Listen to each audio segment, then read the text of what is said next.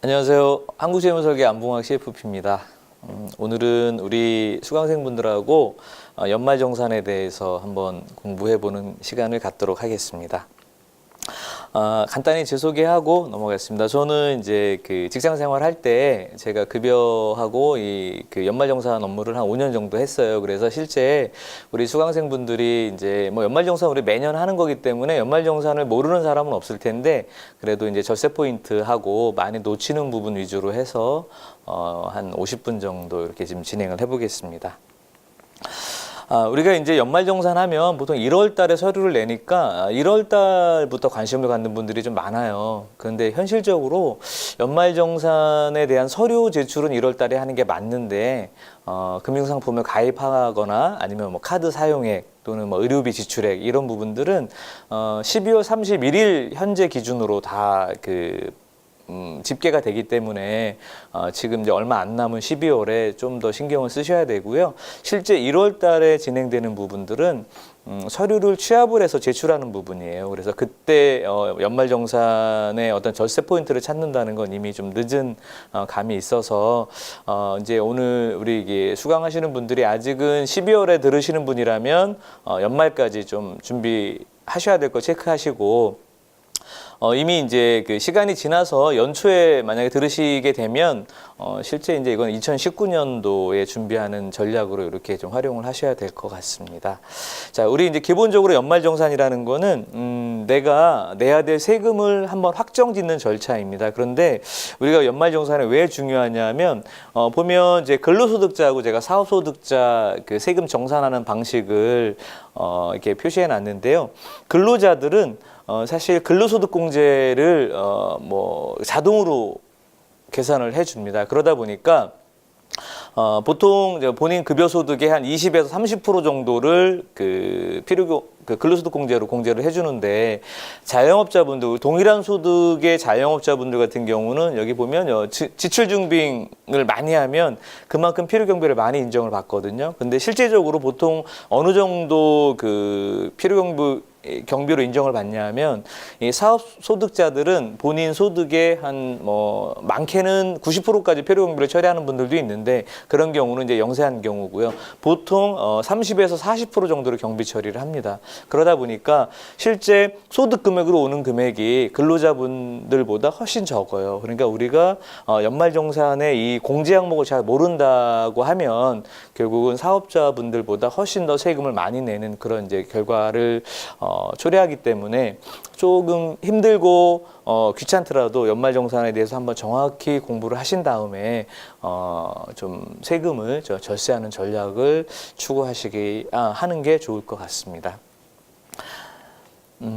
우리나라는 아시는 것처럼 누진 세율이에요. 그러니까 소득이 많으면 세율이 높아지는 그런 구조거든요. 그래서 이건 총소득을 의미하는 게 아니라 과세표준이라고 하면 이 앞에서 보여드렸던 총소득에서 이러한 공제 항목들을 뺀 이 과세표준을 얘기하는 건데 이 과세표준이 1,200만 원까지는 6% 세율이 적용이 되고요. 1,200을 초과하게 되면 4,600까지는 15%를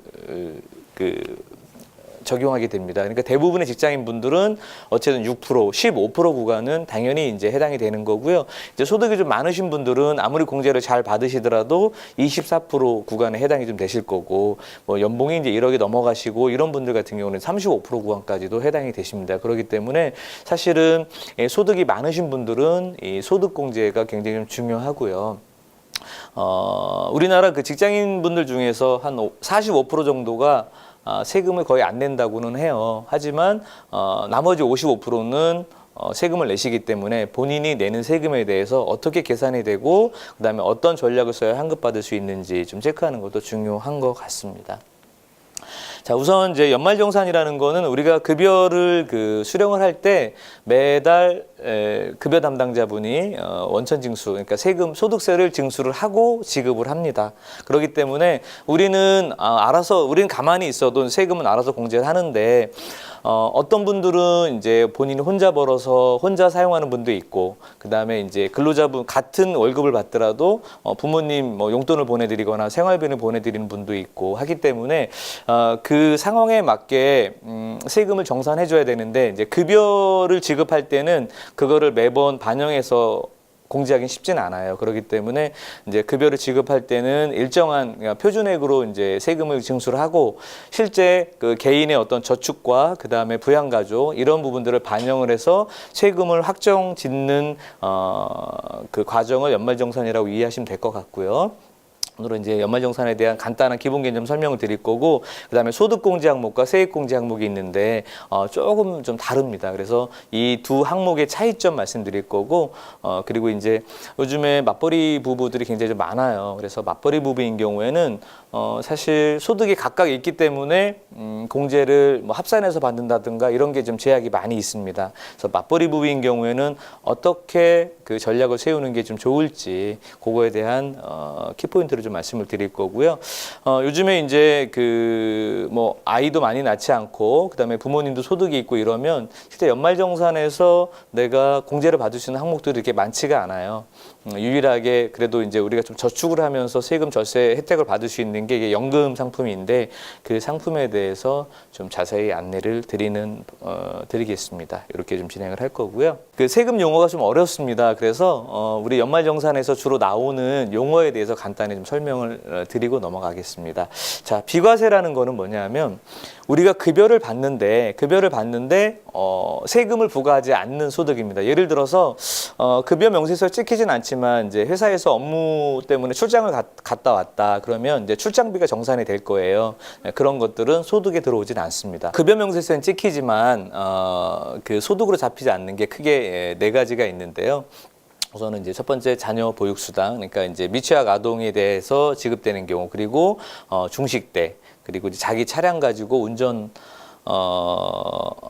출퇴근도 하지만 이제 영업용으로 활용할 경우에 자가운전 보조비가 지급되는데 그 경우에 월 20만 원. 그래서 직장인들 같은 경우에는 본인이 월급 받는 것 중에 총 40만 원까지는 소득에 합산되지 않습니다. 이럴 경우에는 월 40이니까 연간으로 따지면 480만 원이에요. 그러니까 굉장히 좀 중요한데 이미 대기업에 다니시는 분들은 회사에서 알아서 다 이렇게 공제를 해주고 있는데, 이런 항목을 신설을 해서 반영해주고 있는데, 혹시라도 우리 회사는 이런 항목들이 없다라고 하면 나중에 회사에 좀 건의를 하시면 본인이 소득을 받지만 세금은 좀 절세할 수 있는 그런 항목이 좀 될 겁니다. 비과세라는 거는 내가 돈을 받지만 세금은 과세되지 않는다는 용어고요. 소득공제는 아까 표에서 보여드렸던 것처럼 내 소득에서 직접 빼주기 때문에 이 소득공제 항목은 소득이 많은 사람한테 굉장히 유리한 구조이고요. 세액공제는 납부할 세금에서 빼주는 거기 때문에 그냥 뭐 일정하게 해당 이러한 보장성 보험료라든가 연금저축 또는 뭐 의료비, 기부금 이런 항목들이 해당이 되면 여기에 12% 또는 15%를 공제를 해주고 있습니다. 자, 일단 소득공제하고 세액공제에 대해서 간단히 설명을 드리면, 우리가 보통 원천징수 영수증을 이제 많이 출력을 해서 그 제출을 해볼 텐데, 일반 직장인 분들은 보통 은행에 이제 가서 대출 받으실 때 근로소득 원천징수 영수증을 많이 제출하잖아요. 근데 첫 페이지에는 내가 얼마를 벌어서 세금을 얼마를 내는지 나오는 거고, 지금 보여드리는 이 표는 이제 두 번째 페이지입니다. 두 번째 페이지고, 사실은 이제 두 번째 페이지 이상은 아마 1년에 한 번 정도 출력해 보실 텐데, 왼쪽에 있는 항목이 이제 소득공제 항목입니다. 그래서 이 소득공제 항목은 내 소득에서 직접 차감해 주기 때문에 실제 이제 과세 표준을 줄여주는 효과가 있고요. 그러다 보니까 소득이 높은 사람이 좀 유리합니다. 오른쪽은 이제 세액공제 항목입니다. 여기는 내가 내야 될 세금에서 직접 빼주기 때문에 소득에 관계없이 일정한 비율, 그러니까 12% 또는 15%를 공제해 줍니다. 우리가 이제 연말정산은 1월 달에 하지만 국세청에서도 11월 달에 홈택스를 통해서 내가 연말정산을 미리 시뮬레이션 해볼 수 있는 그런 서비스를 오픈합니다. 그래서 올해도 지금 11월 초에 오픈이 됐는데 11월 초에 내가 홈택스에 들어가서 본인 공인인증서로 로그인을 하고 나면 9월 말까지 신용카드를 얼마 썼는지 다 체크를 할 수 있습니다. 그래서 나머지 3개월 동안에 내가 어느 정도를 더 뭐 체크카드나 아니면 신용카드로 사용했을 경우에 얼마를 공제받을 수 있는지 확인할 수 있고요. 그리고 연말정산 본인 거를 미리 시뮬레이션 해볼 수도 있고, 그 다음에 이제 최근 3개년 동안에 본인이 어떤 항목으로 얼마를 받았는지, 그리고 그 항목별로 절세 팁은 뭐가 있는지 이렇게 좀 확인해 볼 수가 있습니다. 좀 혼자 하기는 어렵고 도움이 필요하시다 그러면 뭐 언제든 연락을 주셔도 되고요. 저희 한국재무설계는 이제 재무 컨설팅하는 회사니까 부담 없이 이렇게 좀 노크하셔도 좀 좋을 것 같고, 오늘 제가 이제 이렇게 설명드렸던 연말정산에 대해서 여러분들이 도움이 되셨다면 좋아요 버튼을 꼭 한번 좀 눌러주시면 고맙겠습니다. 감사합니다.